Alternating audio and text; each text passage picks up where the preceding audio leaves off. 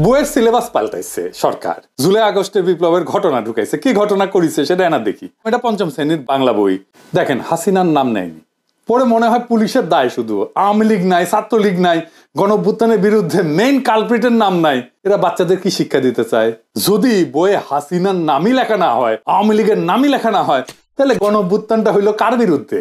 জনগণ তো হাসিনার বিরুদ্ধে দাঁড়াইছে। পুলিশ তো প্রতিরোধ করতে গিয়ে নিপীড়ন করছে। এই নৃশংস প্রতিরোধের দায় কেবল পুলিশকে দিচ্ছে কেন? হাসিনার নাম কেন নিচ্ছে না? বাচ্চাদের জানা উচিত না হাসিনা জোর করে ক্ষমতায় থাকা এবং তার অপশাসনের বিরুদ্ধে আমরা ফাইট করছি। আমাদেরকে এখনো কারা হাসিনার রাজ্যে রাখতে চাচ্ছে, যে রাজ্যে হাসিনাকে কালপ্রিট বলা যাবে না? তো কে লিখেছে? রাখাল রাহা। ওর আসল নাম সাজ্জাদুল হক। এই এত ইসলামোফোব যে নিজের মুসলমান নামটা পাল্টা এটা হিন্দু নাম নিছে। প্রগতিশীল হয়েছে। নবম দশম শ্রেণীর বাংলা বইয়ে জুলাই আন্দোলনের ইতিহাস কেন্দ্রিক একটা গদ্য যুক্ত করা হয়েছে। এটাতেও খুনি হাসিনার নাম লেখা হয়নি। কিন্তু আমরা কার বিরুদ্ধে যুদ্ধ করছি তার নাম লিখতেছে না। কারা শহীদদের খুন করছে, গুলি করছে, পঙ্গু বানাইছে, অন্ধ বানাইছে, তাদের পরিচয় বলতেছে না। এটা কেমন ইতিহাস? 4-5 মাস না যাইতেই এই ইতিহাস বিকৃতি, তাও গণ অভ্যুত্থানের সরকার ক্ষমতায় থাকা অবস্থায়। পরে কি হবে তাইলে ভাবেন।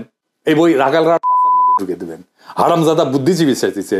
এবার বুঝেছেন তো কেন আমি বানবু সুশীলগের আর বামদের গেলাই।